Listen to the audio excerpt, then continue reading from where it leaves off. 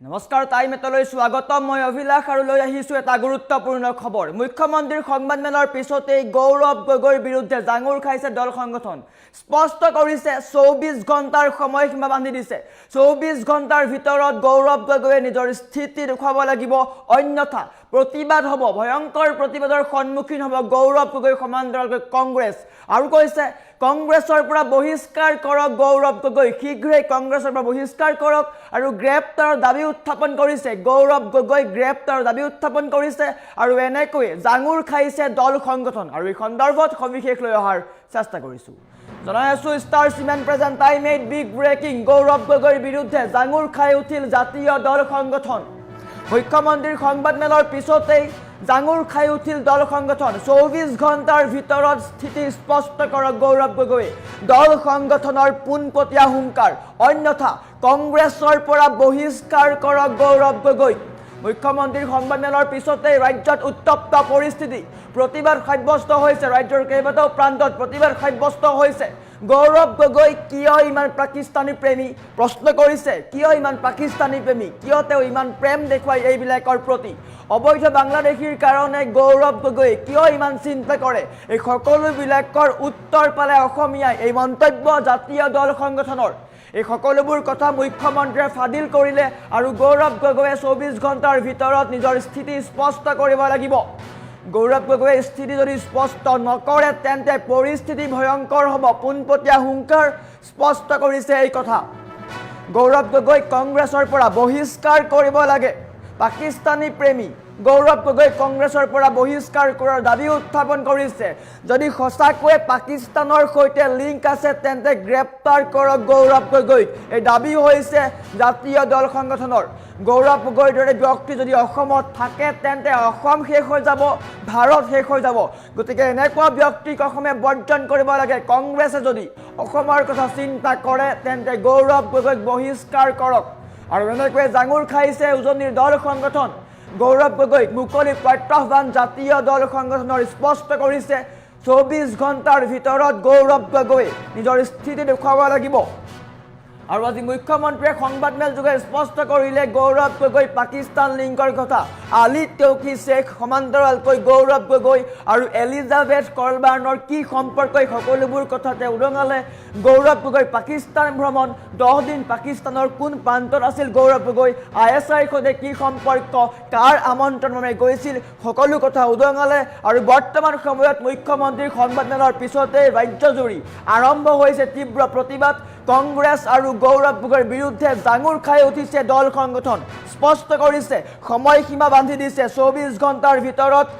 আমাক উত্তৰ লাগিব স্থিতি স্পষ্ট কৰিব লাগিব অন্যথা ভয়ংকৰ পৰিস্থিতি হ'ব পোনপটীয়াকৈ হুংকাৰ প্ৰদান কৰিছে আৰু আজি মুখ্যমন্ত্ৰীয়ে সকলো কথা সদৰি কৰিলে সংবাদ মাধ্যমৰ সন্মুখত সকলো কথা ভাদিল কৰা হ'ল আৰু তাৰ পিছতেই স্পষ্ট কৰিছে জাতীয় দল সংগঠনে যে কংগ্ৰেছৰ পৰা বহিষ্কাৰ কৰিব লাগে গৌৰৱ গগৈক অন্যথা ভয়ংকৰ পৰিস্থিতি হ'ব আৰু গৌৰৱ গগৈ 24 ঘণ্টাৰ ভিতৰত নিজৰ স্থিতি স্পষ্ট কৰিব লাগে আৰু এনেকৈ বৰ্তমান সময়ত জাঙুৰ খাই উঠিছে উজনিৰ দল সংগঠন স্পষ্ট কৰিছে মুখ্যমন্ত্ৰীয়ে সংবাদমেল দিয়াৰ পিছতেই গৌৰৱ গগৈক জাতিদ্ৰোহী আখ্যা দিছে পাকিস্তানী প্ৰেমী আখ্যা দিছে গৌৰৱ গগৈৰ দৰে ব্যক্তি যদি অসমত থাকে বা ভাৰতত থাকে তেন্তে অসম শেষ হৈ যাব ভাৰত শেষ হৈ যাব আৰু এনেকৈ পুনৰ এবাৰ জাঙুৰ খাই উঠিছে জাতীয় দল সংগঠন আমাৰ ওচৰত ভাষ্য আহি পৰিছে কি কৈছে দেখুৱাই লোৱাৰ চেষ্টা কৰিছো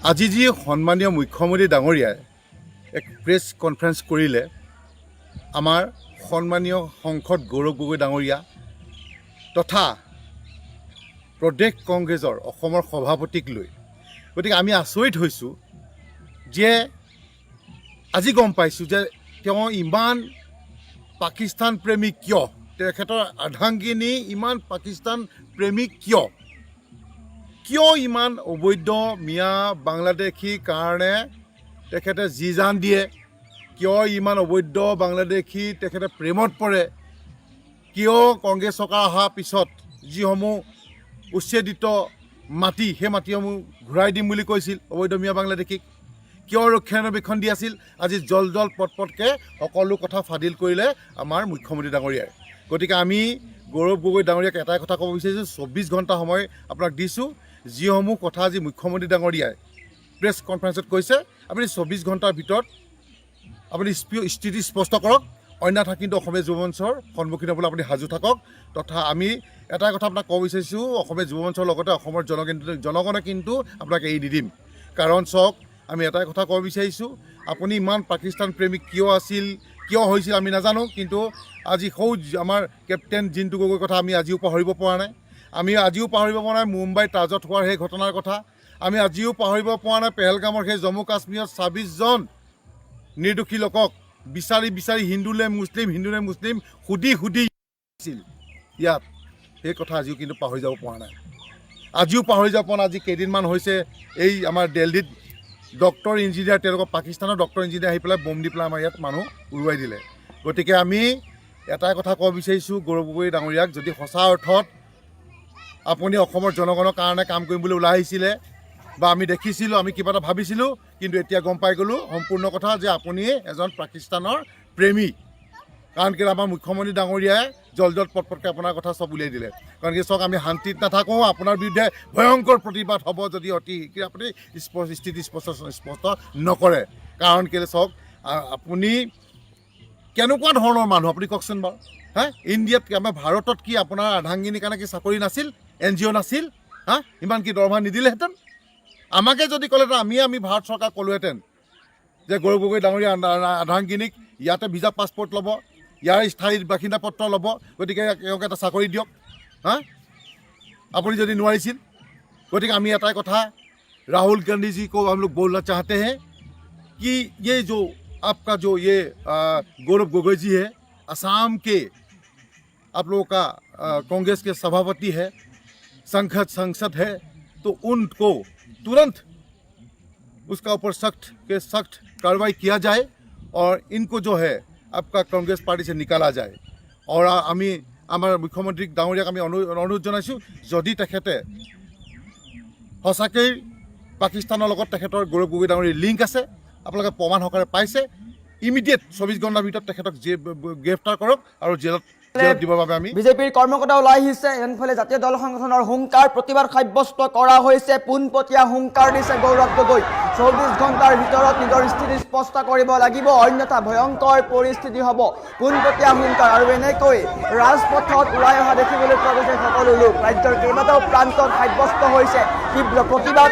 আনফালে জাতীয় দল সংগঠন জাঙুৰ খোৱা দেখিবলৈ পোৱা গৈছে। এনেকৈ গৌৰৱ গগৈ গৌবেগ ধ্বনিৰে তেওঁ দিছে পাকিস্তানী মুৰ্দাবাদ ধ্বনিৰে সম্বোধন কৰিছে আৰু সাব্যস্ত কৰিছে উত্তাল প্ৰতিবাদ। গৌৰৱ গগৈ হাই ধ্বনিৰে এনেকৈ সাব্যস্ত কৰা হৈছে উত্তাল প্ৰতিবাদ গৌৰৱ গগৈৰ বিৰুদ্ধে। ৰাজপথত উত্তাল প্ৰতিবাদ। মুখ্যমন্ত্ৰীয়ে সংবাদমেল সম্বোধন কৰাৰ পিছতেই জাঙুৰ খাইছে সকলো দল সংগঠন, সমান্তৰালকৈ জনতাৰ জাঙুৰ খোৱা দেখিবলৈ পোৱা গৈছে। স্পষ্টকৈ কৈছে গৌৰৱ গগৈয়ে 24 ঘণ্টাৰ ভিতৰত নিজৰ স্থিতি স্পষ্ট কৰিব লাগিব, অন্যথা ভয়ংকৰ পৰিস্থিতি হ'ব। সমান্তৰালকৈ যদি গৌৰৱ গগৈ পাকিস্তানী এজেণ্ট হয়, পাকিস্তানী প্ৰেমী হয়, তেন্তে গ্ৰেপ্তাৰ কৰক গৌৰৱ গগৈ। এই সকলো কথা যদি তেওঁ স্থিতি স্পষ্ট নকৰে, তেন্তে প্ৰতিবাদৰ সন্মুখীন হ'ব কংগ্ৰেছ। আৰু কংগ্ৰেছ দলক হুংকাৰ দিছে যে গৌৰৱ গগৈ বহিষ্কাৰ কৰক কংগ্ৰেছৰ পৰা, অন্যথা অসমত ভয়াৱহ পৰিস্থিতি হ'ব। কংগ্ৰেছৰ বিৰুদ্ধে জাঙুৰ খাইছে সকলো দল সংগঠন। ৰাজপথত সাব্যস্ত কৰিছে উত্তাল প্ৰতিবাদ। আৰু এনেকৈ সকলো ওলাই অহা দেখিবলৈ পোৱা গৈছে। ৰাজ্যৰ মুখ্যমন্ত্ৰী ডক্টৰ হিমন্ত বিশ্ব শৰ্মাই সংবাদমেল সম্বোধন কৰিছিলে। গৌৰৱ গগৈৰ পাকিস্তান লিংকক লৈ সকলো তথ্য উদঙাই দিছিলে। গৌৰৱ গগৈ আৰু এলিজাবেথৰ সৈতে পাকিস্তানৰ কি লিংক আছে, আলী তৌকী শ্বেখৰ সৈতে পাকিস্তানৰ সৈতে তেওঁলোকৰ কি লিংক আছে, সকলো তথ্য মুখ্যমন্ত্ৰীয়ে উদঙাই দিলে। ভাৰতত থাকি পাকিস্তানৰ পৰা দৰমহা লৈছিল এলিজাবেথে। সমান্তৰালকৈ ভাৰতৰ তথ্য পাকিস্তানক যোগান ধৰিছিল এলিজাবেথে। কেন্দ্ৰীয় গৃহ বিভাগে সকলো আহ্বান জনাইছে তদন্ত কৰিবলৈ, কিন্তু সকলো তথ্য উদঙাই দিয়াৰ পিছতে জাঙুৰ খাই উঠিছে সকলো দল সংগঠন। সাব্যস্ত কৰিছে উত্তাল প্ৰতিবাদ। স্পষ্ট কৰিছে গৌৰৱ গগৈ পাকিস্তানী এজেণ্ট। যদি এনেকুৱা ব্যক্তি অসমত থাকে, তেন্তে অসম শেষ হৈ যাব, অসম নাইকিয়া হৈ যাব। গতিকে এনেকুৱা ব্যক্তিক বহিষ্কাৰ কৰিব লাগে, গ্ৰেপ্তাৰ কৰিব লাগে। জাঙুৰ খাই উঠিছে সকলো দল সংগঠন। সাব্যস্ত কৰিছে উত্তাল প্ৰতিবাদ। জাতীয় দল সংগঠনৰ মন্তব্য আছে আমাৰ ওচৰত, পুনৰ এবাৰ মন্তব্য দেখুৱাই লোৱাৰ চেষ্টা কৰিছোঁ। আজি যি সন্মানীয় মুখ্যমন্ত্ৰী ডাঙৰীয়াই এক প্ৰেছ কনফাৰেন্স কৰিলে, আমাৰ সন্মানীয় সাংসদ গৌৰৱ গগৈ ডাঙৰীয়া তথা প্ৰদেশ কংগ্ৰেছৰ অসমৰ সভাপতিক লৈ গতিকে আমি আচৰিত হৈছোঁ যে আজি গম পাইছোঁ যে তেওঁ ইমান পাকিস্তান প্ৰেমী কিয়, তেখেতৰ আধাংগিনী ইমান পাকিস্তান প্ৰেমী কিয় ইমান অবৈধ মিয়া বাংলাদেশীৰ কাৰণে তেখেতে যি জান দিয়ে, কিয় ইমান অবৈধ বাংলাদেশী তেখেতে প্ৰেমত পৰে, কিয় কংগ্ৰেছ চৰকাৰ অহাৰ পিছত যিসমূহ উচ্ছেদিত মাটি সেই মাটিসমূহ ঘূৰাই দিম বুলি কৈছিল অবৈধ মিয়া বাংলাদেশীক, কিয় ৰক্ষণাবেক্ষণ দি আছিল, আজি জল পটকৈ সকলো কথা ফাদিল কৰিলে আমাৰ মুখ্যমন্ত্ৰী ডাঙৰীয়াই। গতিকে আমি গৌৰৱ গগৈ ডাঙৰীয়াক এটাই কথা ক'ব বিচাৰিছোঁ, 24 ঘণ্টা সময় আপোনাক দিছোঁ। যিসমূহ কথা আজি মুখ্যমন্ত্ৰী ডাঙৰীয়াই প্ৰেছ কনফাৰেন্সত কৈছে, আপুনি 24 ঘণ্টাৰ ভিতৰত আপুনি স্থিতি স্পষ্ট কৰক, অন্যথা কিন্তু অসমীয়া যুৱ মঞ্চৰ সন্মুখীন হ'বলৈ আপুনি সাজু থাকক। তথা আমি এটা কথা আপোনাক ক'ব বিচাৰিছোঁ, অসমীয়া যুৱ মঞ্চৰ লগতে অসমৰ জনগণে কিন্তু আপোনাক এৰি নিদিম। কাৰণ চাওক, আমি এটাই কথা ক'ব বিচাৰিছোঁ, আপুনি ইমান পাকিস্তান প্ৰেমিক কিয় আছিল, কিয় হৈছিল আমি নাজানো, কিন্তু আজি আমাৰ কেপ্টেইন জিন্তু গগৈৰ কথা আমি আজিও পাহৰিব পৰা নাই। আমি আজিও পাহৰিব পৰা নাই মুম্বাইত তাজত হোৱাৰ সেই ঘটনাৰ কথা। আমি আজিও পাহৰিব পৰা নাই পেহেলগামৰ সেই জম্মু কাশ্মীৰত 26জন নিৰ্দোষী লোকক বিচাৰি হিন্দুলে মুছলিম সুধি আছিল ইয়াত। সেই কথা আজিও কিন্তু পাহৰি যাব পৰা নাই। আজি কেইদিনমান হৈছে এই আমাৰ দিল্লীত ডক্টৰ ইঞ্জিনিয়াৰ, তেওঁলোকৰ পাকিস্তানৰ ডক্টৰ ইঞ্জিনিয়াৰ আহি পেলাই বম দি পেলাই আমাৰ ইয়াত মানুহ উৰুৱাই দিলে। গতিকে আমি এটাই কথা ক'ব বিচাৰিছোঁ গৌৰৱ গগৈ ডাঙৰীয়াক, যদি সঁচা অৰ্থত আপুনি অসমৰ জনগণৰ কাৰণে কাম কৰিম বুলি ওলাই আহিছিলে বা আমি দেখিছিলোঁ, আমি কিবা এটা ভাবিছিলোঁ, কিন্তু এতিয়া গম পাই গ'লোঁ সম্পূৰ্ণ কথা যে আপুনি এজন পাকিস্তানৰ প্ৰেমী। কাৰণ কি আমাৰ মুখ্যমন্ত্ৰী ডাঙৰীয়াই জল পটকৈ আপোনাৰ কথা চব উলিয়াই দিলে। কাৰণ কি চাওক, আমি শান্তিত নাথাকোঁ, আপোনাৰ বিৰুদ্ধে ভয়ংকৰ প্ৰতিবাদ হ'ব যদি অতি শীঘ্ৰে আপুনি স্থিতি স্পষ্ট নকৰে। কাৰণ কেলৈ চাওক, আপুনি কেনেকুৱা ধৰণৰ মানুহ আপুনি কওকচোন বাৰু। ইণ্ডিয়াত আমাৰ ভাৰতত কি আপোনাৰ আধাংগিনীৰ কাৰণে কি চাকৰি নাছিল, NGO নাছিল? ইমান কি দৰমহা নিদিলেহেঁতেন? আমাকে যদি ক'লেহেঁতেন, আমি ভাৰত চৰকাৰক ক'লোহেঁতেন যে গৌৰৱ গগৈ ডাঙৰীয়া আধাংগিনীক ইয়াতে ভিজা পাছপৰ্ট ল'ব, ইয়াৰ স্থায়ী বাসিন্দা পত্ৰ ল'ব, গতিকে তেওঁক এটা চাকৰি দিয়ক। আপুনি যদি নোৱাৰিছিল। গতিকে আমি এটাই কথা, राहुल गांधी जी को हम लोग बोलना चाहते हैं कि ये जो आपका जो ये गौरव गोगोई जी है, असम के आप लोगों का कांग्रेस के सभापति है, संसद है, तो उनको तुरंत उसका ऊपर सख्त कार्रवाई किया जाए और इनको जो है आपका कांग्रेस पार्टी से निकाला जाए। और आमी आमार मुख्यमंत्री डाঙৰীয়াক আমি অনুৰোধ জনাইছোঁ, যদি তেখেতে সঁচাকৈ পাকিস্তানৰ লগত তেখেতৰ গৌৰৱ গগৈ ডাঙৰীৰ লিংক আছে, আপোনালোকে প্ৰমাণ সহকাৰে পাইছে, ইমিডিয়েট 24 ঘণ্টাৰ ভিতৰত তেখেতক গ্ৰেপ্তাৰ কৰক আৰু জেলত দিবৰ বাবে আমি মুখ্যমন্ত্ৰী ডাঙৰীয়াক আহ্বান জনাইছোঁ। কাৰণ এনেকুৱা ধৰণৰ মানুহ যদি থাকিবলৈ হয়, আমাৰ অসমখন শেষ হৈ যাব, আমাৰ ভাৰত শেষ হৈ যাব, অসমৰ লগতে গোটেই ভাৰতখন শেষ হৈ যাব। কিবা যদি পাকিস্তানৰ লগত যদি কিবা চোৰাংচোৱাৰ লগত যদি আমাৰ কিবা আমাৰ ভিতৰুৱা কিবা খবৰ যদি তেখেতে লেনাদেনা কৰিছে, এতিয়া কেনেকৈ গম পাম আমি? গতিকে গৃহ বিভাগক আমি অনুৰোধ জনাইছোঁ যে এওঁৰ ওপৰত এটা উচ্চ তদন্ত কৰিব লাগে, আৰু যিখিনি কথা আৰু ওলোৱা নাই সেইখিনি কথা উলিয়াব লাগে, উলিয়াই এখেতক গ্ৰেপ্তাৰ কৰিব লাগে। আৰু কংগ্ৰেছ দলক আমি আহ্বান জনাইছোঁ যে সঁচাকৈ যদি আপোনালোকে অসমৰ বা ভাৰতক লৈ আপোনালোকে কাম কৰিম বুলি ভাবিছে, সপোন দেখিছে, গৌৰৱ গগৈ আপোনালোকে উলিয়াই দিয়ক, দলৰ পৰা একদম বহিষ্কাৰ কৰক। অন্যথা কিন্তু কংগ্ৰেছ দলক কেতিয়াও অসমৰ জনগণে কিন্তু ক্ষমা নকৰিব। নহ'লে চিধা কথা, আমিতো নকৰোঁৱেই।